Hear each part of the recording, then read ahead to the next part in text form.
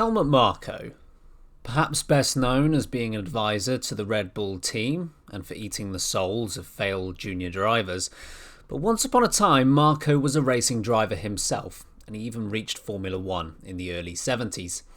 Today we look at his 10th and final race in the sport, the 1972 French Grand Prix. This is 70s Tales, Episode 1, Drive of the Decade. Hello everyone, and a warm welcome along to the first episode of a brand new series, 70s Tales. Throughout the series, I'm going to be looking back at races from the 1970s and taking a closer look at some of the stories. Some fascinating, some tragic, and some inspirational. So if you do enjoy today's video, do subscribe for the remainder of the series. The French Grand Prix of 1972, round 6 of 12 in that year's championship, was held at the Circuit des Charades in Clermont-Ferrand. Hosting its 4th Grand Prix, the temporary street circuit had a unique setting, built around the base of an extinct volcano, a significant factor as we delve into the story. The race itself almost didn't happen. Safety was a hot topic in the early 70s following numerous fatal incidents.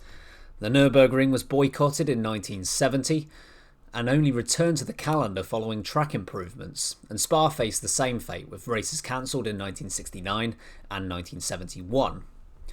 The Circuit des Charades was forced to make changes prior to the race in 1972, and the circuit spent a lot of money to get it into a state to race. The track was still highly dangerous, but the drivers and authorities were happy enough for the event to go ahead. Heading into the weekend, Emerson Fittipaldi for Lotus held a comfortable advantage, winning 2 of the first 5 races and finishing on the podium twice more. However, the chasing pack had reason to be cautiously optimistic for this race. The Circuit des Charades was well known for its long lap, with 50 corners, many blind and winding, meant experience of the track was highly valuable. Fittipaldi was yet to race around the track, and his 3 nearest challengers in the championship all had. Denny Hulme in the McLaren, Jackie Ickx in the Ferrari, and reigning world champion Jackie Stewart in his Tyrrell. Another driver who had reason to be optimistic was Chris Amon for Matra. The team had bought an updated version of the MS120 for their home race, the Kiwi hoping that this could be the key to gaining his first F1 victory after so many unfortunate near misses. If there was any doubt about the toughness of the circuit, they were soon eradicated in practice. Multiple drivers found themselves eating barrier, most significantly Francois Sever in a new Tyrrell. The result being an injured left hand, and Sever was lucky to make the start of his home race. Volcanic rocks on the track were making life very difficult, and the damaged cars were racking up, with Geffen and Pescarolo unable to make the start. As expected, those with experience fared better in qualifying, with the top 4 spots taken up by those who had raced there before. Amon and his Matra proved untouchable in qualifying, securing pole by 0.8 of a second to Hulme in second. Stewart and Ickx occupied the second row, but the third row was made up of Tim Schenken and Helmut Marko, both drivers racing doing a great job in their first attempt at the circuit. Fittipaldi had to be content with 8th, although he was optimistic he would do better in the race.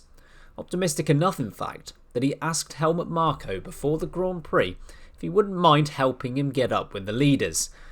I'm unsure exactly of what Marko's reaction to that was, but for some reason I highly doubt it got a warm response.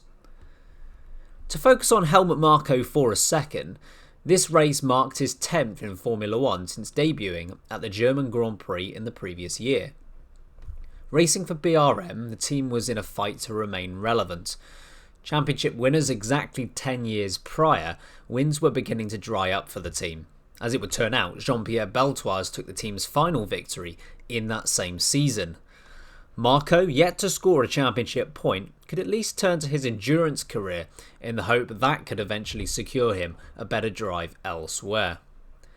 After finishing first in class at the 1970 24 Hour of Le Mans, Marko etched his name in motorsport history when he won the 1971 race outright alongside teammate Guy van Lennep. This proved to be the catalyst for his F1 career, but after 9 races without a point, Marko was under serious pressure to perform. you'd be forgiven for thinking there's a touch of irony in this situation. A 6th place start gave him a great chance to get something on the board. The start of the 38-lap race was clean, with Amon, Hulme and Stewart forming a group of up front on their own. As he anticipated, Fittipaldi was quicker than the cars in front and soon started making moves, passing Hailwood, Schenken and then Marko on lap 5. Fittipaldi's next target was Ickx, but he kept his distance due to stones and dirt flying off the rear wheels of the Ferrari. Cruelly, Fittipaldi's action was taken to keep himself safe, and the result was a career-ending injury for Marko. On lap 6, a stone kicked up from Fittipaldi's car hit Marko directly in the eye. Marko stopped the car in extreme pain, started to look for help, and was quickly whisked away to hospital. They could do nothing to save his sight in his left eye, and just like that, Marko's racing career came to an end. The race continued out front, the trio of Amon, Hulme and Stewart trading lap records until Amon started to build out a significant lead, with Hulme unable to keep the pace and Stewart unable to get past Hulme. The reigning champ did eventually make the move, but by that point Amon's lead was substantial. At half race distance, the debut win of Amon seemed inevitable, if any incident was avoided, that is. But as so often happens in the career of Chris Amon, that incident wasn't avoided. The stones that had already ended the career of one driver were wreaking havoc on the circuit, and when Stewart appeared in the lead on lap 20, it became evident that the reason was Amon being forced to pit due to a puncture. The days of 2-second pit stops were still a long way in the future. Amon was stationary for over 50 seconds. The result wasn't just the loss of a certain victory, but a demotion all the way down to 9th on a circuit where overtaking was tricky.